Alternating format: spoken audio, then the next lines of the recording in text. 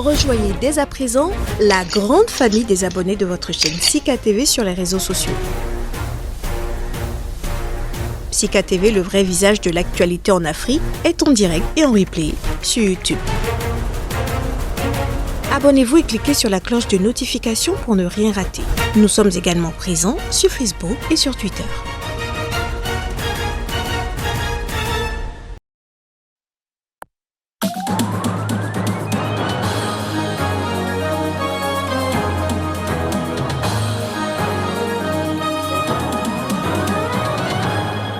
Au Burkina Faso, les forces de sécurité continuent de payer de leur vie dans la lutte contre les djihadistes. Un deuil national de 3 jours a débuté dans le pays après une attaque qui a fait 47 morts. « 49 cas de personnes ayant été en contact avec une jeune Guinéenne testée positive au virus Ebola à Abidjan, en Côte d'Ivoire, ont été recensés à ce jour. Ces chiffres inquiètent l'Organisation mondiale de la santé. Et puis en Afghanistan, des milliers de personnes continuent leurs efforts pour accéder à l'aéroport de Kaboul, la capitale. Les États-Unis reprochent aux talibans d'en entraver l'accès aux Afghans qui souhaitent quitter leur pays.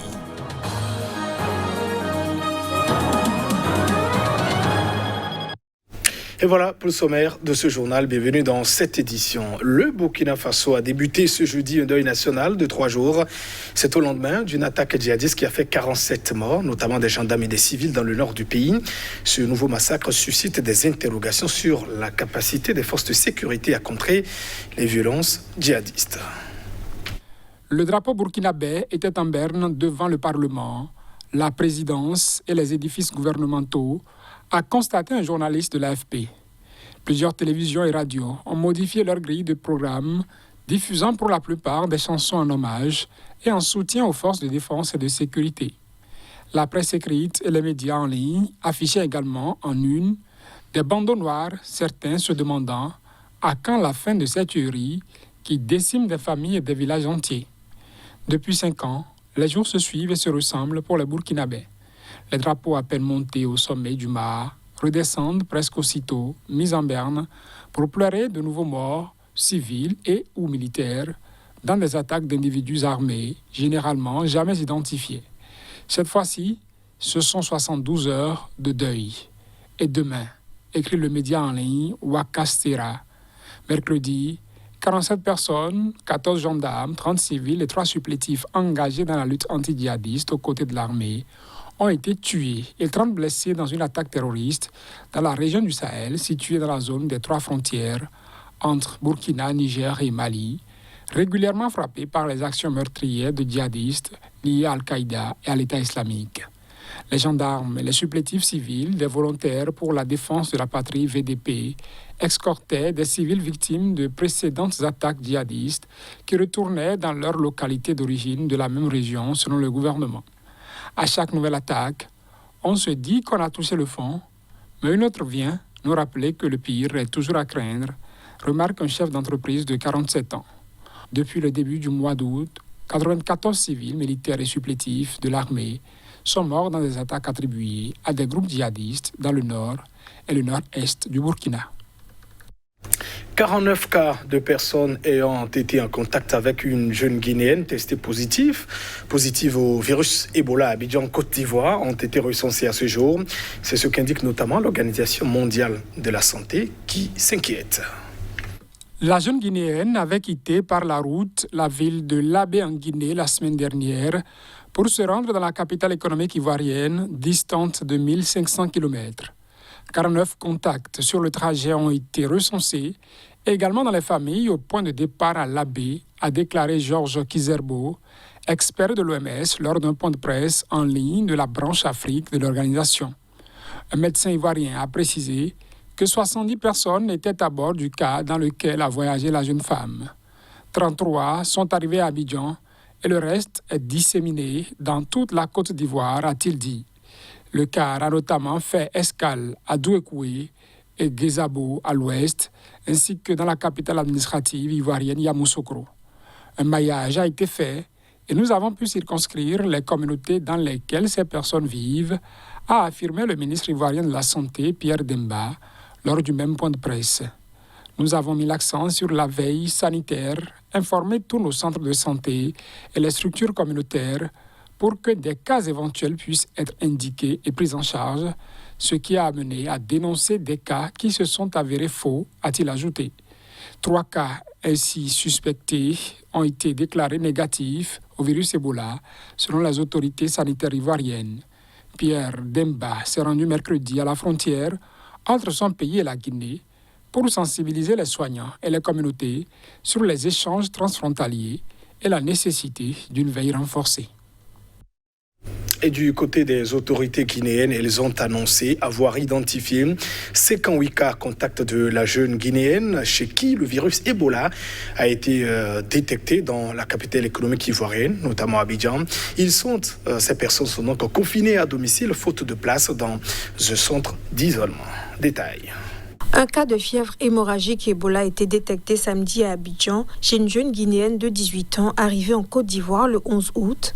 En provenance de la ville guinéenne de La Baie, un trajet de plus de 1500 km qu'elle a fait par la route.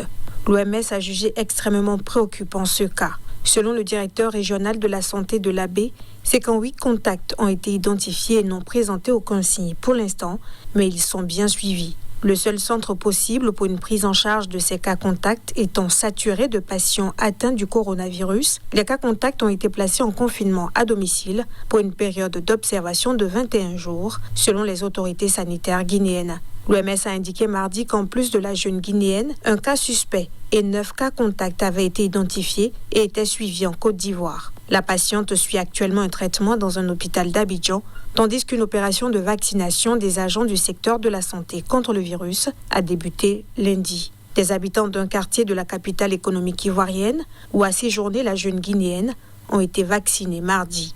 Lors de son voyage, la jeune fille a notamment traversé la Guinée forestière, où s'était déclenchée l'épidémie de 2021, mais aussi celle qui a frappé l'Afrique de l'Ouest entre la fin 2013 et 2016 et qui a tué plus de 11 300 personnes, principalement en Guinée, au Libéria et en Sierra Leone. Un bilan sous-évalué de l'aveu même de l'Organisation mondiale de la santé.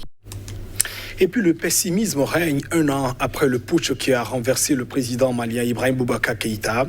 C'était le 18 août 2020 à la suite de plusieurs manifestations contre la corruption, notamment l'épuisement de l'État. L'insécurité continue donc de s'étendre, la crise sociale persiste et puis les avancées politiques sont lentes.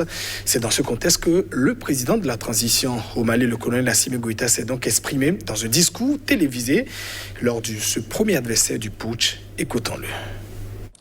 Ce qui s'est produit le 18 août est un aboutissement. L'effondrement de l'État survenu le 22 mars aurait dû être suivi d'un sursaut patriotique.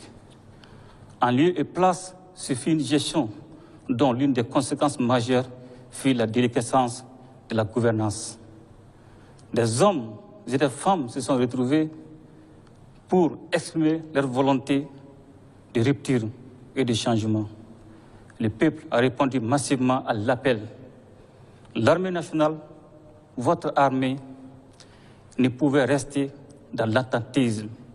Elle a donc pris ses responsabilités pour intervenir et permettre la concrétisation du vœu populaire, le changement. Bien qu'étant un aboutissement, le 18 août est également un nouveau départ.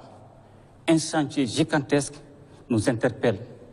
Comme l'a dit le poète, tout a à refaire, y compris l'homme, car il s'agit de réussir ce à quoi tout le monde aspire, la refondation de l'État. Un programme d'action gouvernementale a été articulé autour de 4 axes et a été approuvé par les hommes et les femmes, exprimant la volonté du peuple. Avec son exécution, notre ambition consiste à nous sécuriser pour nous développer, nous doter de textes et d'institutions crédibles pour instaurer une gouvernance vertueuse, réussir des élections transparentes aux résultats incontestables, raffermir la cohésion. L'armée congolaise a assuré ce mercredi avoir pris, après plusieurs jours de combat, le contrôle des derniers bastions d'une coalition rebelle dans les hauts plateaux du sud de Kivu. C'est dans l'est de la République démocratique du Congo. En territoire Fizi, l'armée congolaise annonce avoir récupéré tous les villages jadis occupés par les rebelles, y compris les derniers bastions de ces groupes armés dirigés par le colonel déserteur Michel Rukondo, alias Makanika. Parmi ces villages figurent Maranvia, Shakira, Maramara et Kamambo, tombés aux mains des phares d'essai entre samedi et lundi, après d'intenses combats, a précisé le capitaine Dieudonné Kassereka, porte-parole de l'armée dans la région, ajoutant que le calme était revenu sur le terrain. Les combats avaient éclaté jeudi dernier lorsque l'armée avait annoncé avoir réagi aux attaques d'une coalition des groupes armés Makanika Touyaneo Ngumino, composée des membres de la communauté Banyamulenge, des Tutsis congolais aux lointaines origines rwandaises. L'armée n'a pas diffusé de nouveaux bilans de ces combats. Elle l'établissait samedi à 18 miliciens et 7 militaires tués, 48 rebelles et 8 militaires blessés. La région des Hauts-Plateaux est le théâtre d'un conflit opposant des groupes armés constitués sur des bases communautaires, notamment des Banyamulenge et d'autres communautés, Bafuliro, Babembe et Baniundu. Et puis des milliers de personnes continuent à ce jeudi à essayer d'accéder à l'aéroport de Kaboul en Afghanistan. Les États-Unis reprochant tout de même aux talibans d'en entraver l'accès aux Afghans qui souhaitent donc quitter leur pays. Les détenteurs de passeports américains, il faut le préciser, ne rencontrent quant à eux aucun obstacle.